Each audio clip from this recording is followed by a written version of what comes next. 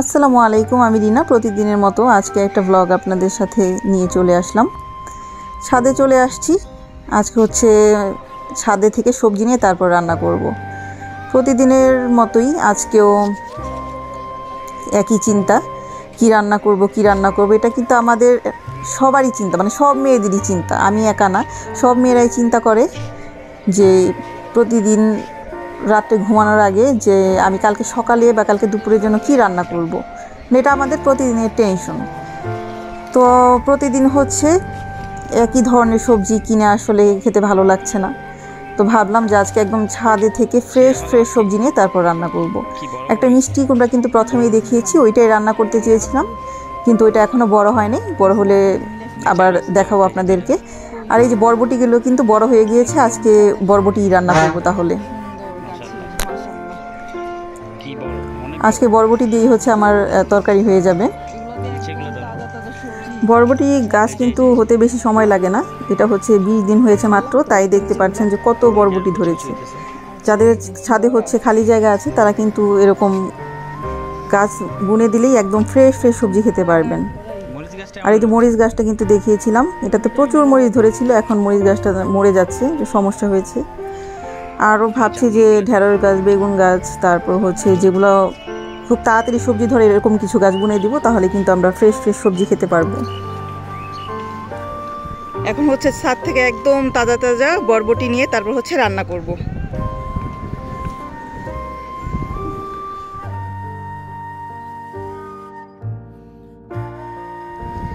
কিভাবে রান্না করব একদম তাজা সবজি আপনাদের সাথে শেয়ার করব। আলহামদুলিল্লাহ, আল্লাহর নিয়ামত এগুলো।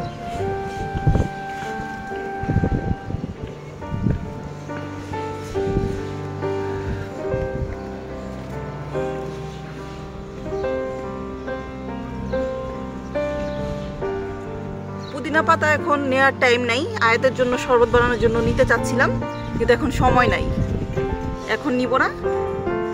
একদম ছাদে থেকে ফ্রেশ পুদিনা পাতা নিয়ে তারপর হচ্ছে আয়াতকে শরবত বানিয়ে দিব। এই তো ছাদ থেকে এসে এখন হচ্ছে আকলিমা কাটাকাটি করছে। আর আজকে রান্না করছি হচ্ছে বরবটি দিয়ে রুই মাছ, তারপর করলা ভাজি করব, কাঁঠালের দানার ভর্তা আর ডাল রান্না করব। আজকের খাবারটাই বেস্ট খাবার হবে, একদম লাইট খাবার, দেশি খাবার। আর আজকে হচ্ছে কাঁঠালের বিচির ভর্তা। আমি একদমই পাটায় ঝামেলা করব না। অনেকেই হচ্ছে পাটায় বাটার ঝামেলার কারণে কাঁঠালের দানাটা একটু ঝামেলা মনে করে, তো আজকে আমি একটু অনেক স্টাইলে ব্লেন্ডারে বানিয়ে দেখাবো। আর আমার কিচেনের জানালা দিয়ে দাঁড়িয়ে আছে আমি, দেখা যায় যে আমার কিচেন থেকেই পুরো রাস্তার ভিউটা দেখা যায়। ওই যে আয়াত আসছে, দেখতে পাচ্ছি আয়াতের বাবার সাথে। তো স্কুল থেকে আসছে এই গরমের মধ্যে টায়ার্ড হয়ে, এর জন্য আয়াতের পছন্দের শরবত বানিয়ে রাখবে এখন। পুদিনা পাতা দিয়ে হচ্ছে লেবু দিয়ে সুন্দর একটা জুস বানাবো আয়াতের জন্য। এটা হচ্ছে আয়াতের সবচেয়ে পছন্দের। আয়াত কোনো শরবত খেতে চায় না, এই শরবতটা আয়াতের সবচেয়ে পছন্দের। দিয়ে দিলাম পুদিনা পাতা, লেবু দুইটা জুস করে রাখা, দিয়ে দিয়েছি চিনি এবং একদম ঠান্ডা পানি দিয়ে দিলাম। এটা হচ্ছে এই গরমে আপনারা খেতে পারেন, তাহলেই বুঝবেন যে এটা টেস্ট কতখানি। দিয়ে দিলাম বিট লবণ। সবচেয়ে বড় কথা, এটার ঘ্রাণটা অসাধারণ, একদম ফ্রেশ হয়ে যাবে আপনার মাইন্ড এটা খাওয়ার পরে। তো রেডি শরবত। আর আমার যে কাজ করে আকলিমা বলতেছে এরকম শরবত খাইনি এর আগে, তো আকলিমাকে এখন 1 গ্লাস খাওয়ালাম শরবত। তো আকলিমা তো খাওয়ার পরে বলেছে অনেক মজা হয়েছে। আয়াত চলে এসেছে, আর ঘেমে তো পুরো অবস্থা খারাপ। সেই সকাল 7:30টায় হচ্ছে আয়াতের ক্লাস শুরু হয়েছে, এখন বাজে 10:30টার মতো।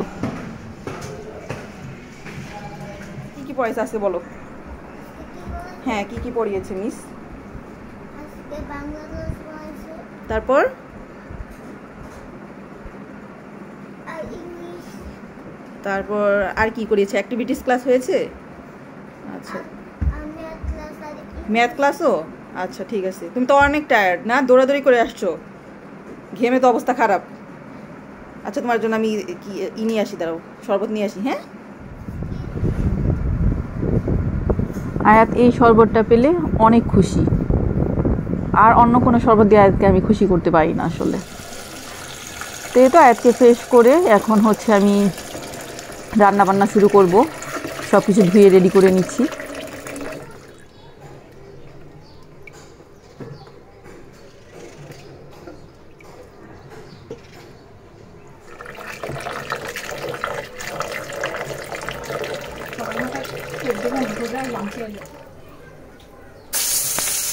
এখন হচ্ছে মাছ ভাজবো তরকারি রান্না করার জন্য।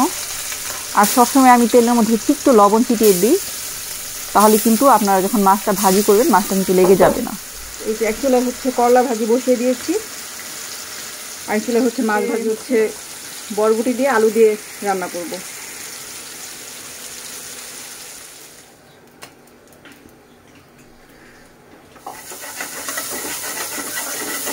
মাছ ভাজা শেষে এখন আমি হচ্ছে এটাতে পেঁয়াজ ভাজি করতেছি।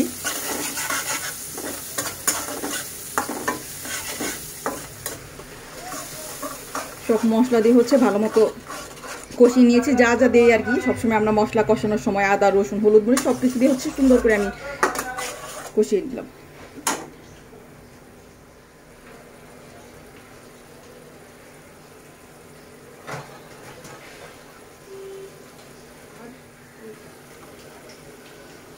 বরবটি এখন কষানোতে হচ্ছে বরবটিটা দিয়ে দিলাম।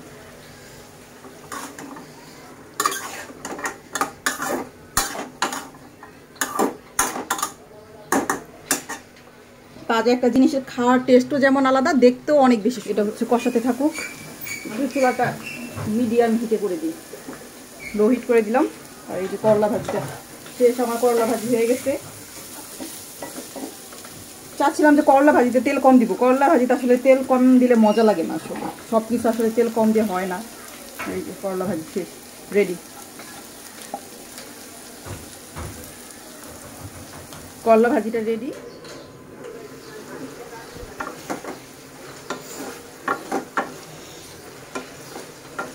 একদম সবুজ সবুজ।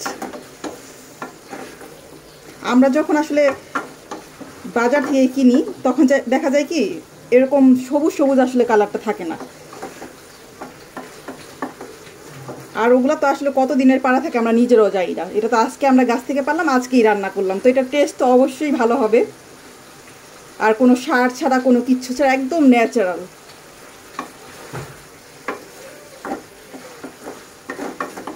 এখন হচ্ছে পানি দিয়ে দিব,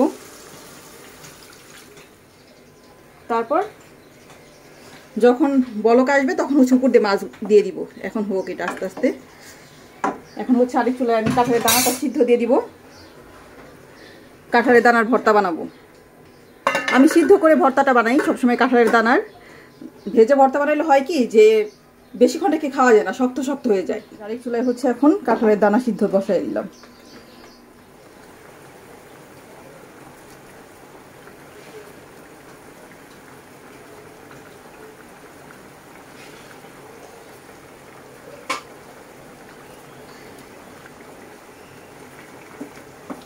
কিছুক্ষণ পরে এটা হচ্ছে কাঁচামরিচ দিয়ে তারপর উঠিয়ে ফেলবো।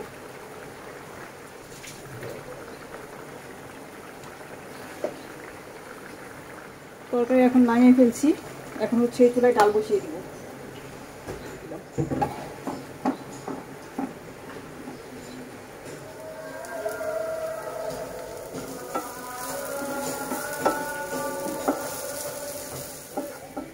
এখন আমি আরেকটু তেল দিব ইটা ভাজার জন্য। শুকনো মরিচটা ভাজবো আর কাঁঠালের দানাটা একটু ভেজে নিব সরিষার তেলে। সরিষার তেলে কাঁঠালের দানাটা ভেজে নেওয়ার কারণে একটা সুন্দর গ্রান আসবে। আগে একটু আমি মরিচটা ভেজে নিই, মরিচটা মচমচে হতে হবে। আমার ভাজা হয়ে গিয়েছে। এখন যেই কাঁঠালের দানাটা আমি হচ্ছে সিদ্ধ করে নিয়েছিলাম ওইটা আমি একটু তেলে ভেজে নিব, আর সামান্য একটু লবণ দিয়ে দিব। এখন ভর্তাতে হচ্ছে এখন আমি পরিমাণ মতো একটু লবণ দিয়ে দিব।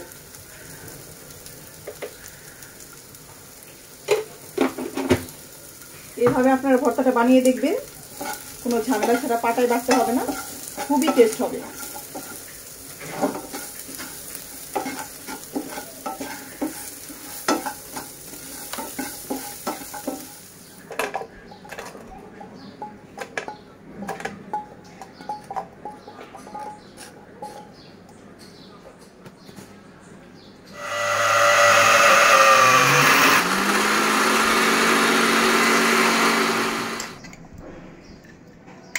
পেঁয়াজটা আমি হালকা করে একটু ভেজে নিয়েছি, এটা কিন্তু কাঁচা পেঁয়াজও দেওয়া যায়।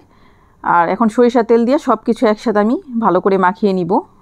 লবণ সব কিছুই কিন্তু দেওয়া আছে। আর পেঁয়াজটা হালকা একটু ভেজে নিলে হয় কি, যদি আপনি ভর্তাটা বাহিরেও রেখে দেন তাহলে কিন্তু গন্ধ হয় না। আর কাঁচা পেঁয়াজটা দিলে দেখা যায় যে ভর্তাটা খুব তাড়াতাড়ি গন্ধ হয়ে যায়।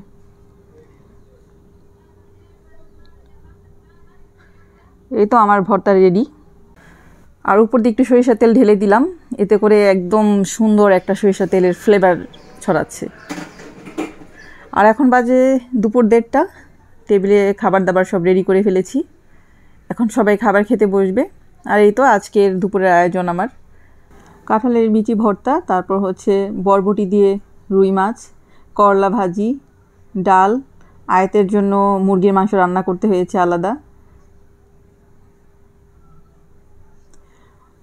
আর কেমন লাগলো আজকের আমার আয়োজন সবাই অবশ্যই জানাবেন। যারা হচ্ছে আপনারা ইউটিউব থেকে দেখছেন তারা অবশ্যই আমার চ্যানেল সাবস্ক্রাইব করে দিবেন। আস্তে আস্তে কিন্তু আমার চ্যানেলটা বড় হচ্ছে, তো দোয়া করবেন আমাদের জন্য সবাই। যারা ফেসবুক থেকে দেখছেন অবশ্যই লাইক, কমেন্ট, শেয়ার দিয়ে পাশেই থাকবেন।